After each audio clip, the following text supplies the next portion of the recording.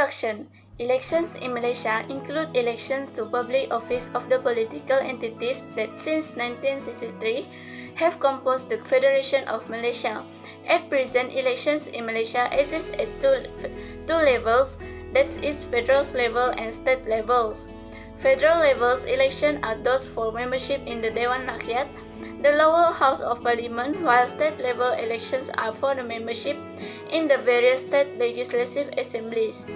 The heads of executive branch at both the federal and state levels, the Prime Minister and Menteri Besar, Chief Minister, respectively, are usually indirectly elected, filled by a member of the majority party coalition in the respective legislature. The practice of holding simultaneous elections was disturbed following the 2020 until 2022 Malaysian political crisis, with only 3 states holding state elections at the same time as the 2022 parliamentary general election. To independence began with the Malayan Union proposal in 1946, which was met with widespread opposition from the local populations. The British then introduced a revised constitution in 1948, which created a free nation of Malaya with a great degree of self-government. The Alliance Party that began negotiations with the British for independence, and on 30 August 1957, the Federations of Malaya became an independent nation. The Constitution of Malaysia was built through a series of negotiations and discussed among the various political parties and ethnic groups in the country. The process began in the late of 1950 when the British colonial administrations agreed to grant independence to Malaya. A constitutional commission was established to draft a constitution for the new nations, and its members included representatives from all the major political parties and ethnic groups. 3. Malaya, Singapore, Sabah, and Sarawak formed the Federations of Malaysia. The constitutions of the Federations of Malaya was amended to accommodate the new state, and the new constitution came into effect on September 16, 1963.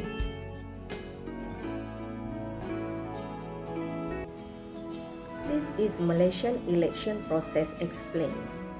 First process is Parliament is dissolved.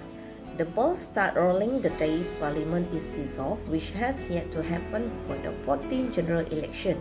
This sometimes happens once every 4 years, but full term is 5 years.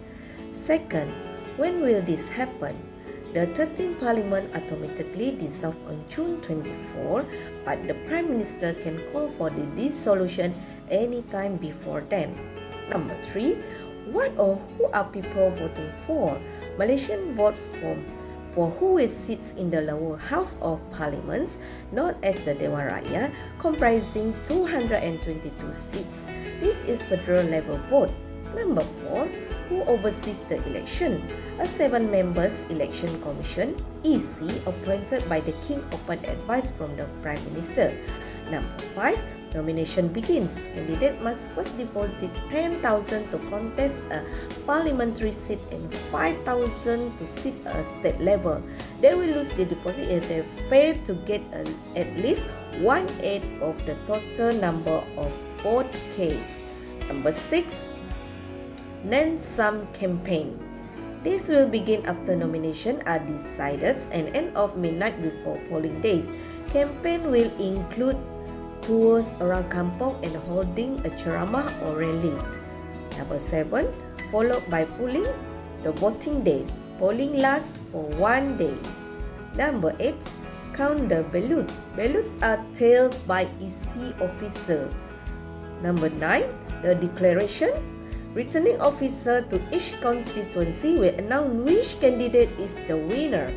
For each seats declared, the number begin to add up the which party will rule in the parliaments. And lastly, how is the winner decided? The winner is the candidate who gets the greatest number of votes out of the total ballot cast. For example, if 100 votes were cast in the constituency and candidate A received 40 votes, while candidate B and candidate C each received 13 votes, candidate A is the winner despite not getting support from majorities of voters. That is the Malaysian election process explanation. Hi everyone, I'm going to speak the next topic, challenges in Malaysian election. One of the most signature challenges in Malaysian election is gerrymandering, the manipulation of the electorate bodies to favor one party or group. Malapportionment where electorate districts are uneven in population size is another issue that raises concern over the fairness of representation. The next challenges is unequal media access and abuse of state resource. Access to media is unequal among the politics parties, leading to public perception and limiting informed vote choice.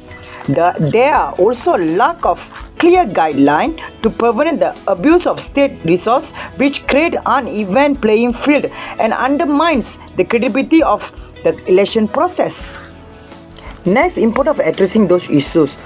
Assuring equitable representation, addressing gerrymandering and malapportionment is crucial for establishing a fair democracy process. Reforming how electorate districts are drawn is to assure that each citizen votes are hold equal weight. Finally, by addressing those challenges, Malaysians can move to having a more transparent election in the future. Will talk about something super important, the future of Malaysia. You might be wondering, why should I care about elections? Well, they have the power to change how our country works, affecting all of us. Let's begin by discussing the potential outcomes of these upcoming elections and what they would mean for Malaysia. Think of it like a game-changing match in your favorite sport. Different teams, different strategies. Elections are kind of like that. So they are our chance to pick leaders who will steer our country. Change can be exciting, but it's important to understand how it might affect things like our jobs, schools, and daily lives. But here's the catch. To make the best choice, we must know about the players, who are the candidates, and the game, which are the issues. Think of it like playing your favorite video game. You wouldn't play without knowing the rules and characters, right? So, staying informed means learning about the people who want to lead us and the things they want to change or keep the same. Now, let's talk about young voters. That's you. And yes, you play a vital role. Imagine you're helping decide what to eat at a party. Your choice could be the one everyone loves.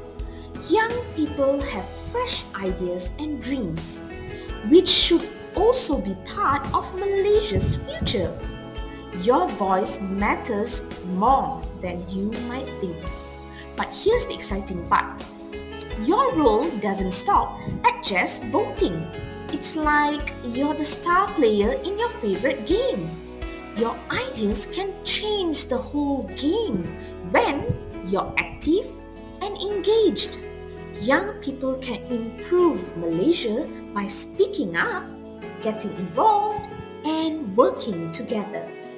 So, as we wrap up, remember this. Malaysia's future isn't something far away.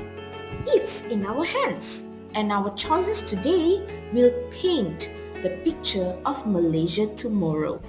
To do that, we must stay curious, aware, and make our voices heard when it's our turn. It can be summarized and concluded here that elections are not only important in terms of political democracy, but the involvement of the people as a voters is very important in determining the ruling government as well as the formation of our country's social justice system and process. Through the election campaigns, the community can understand the process of vote formation and power selection. The people can appreciate, respect and appreciate the concept of freedoms of speech. We as voters must choose a leader who guarantees the future so that our country is safe. Conclusion.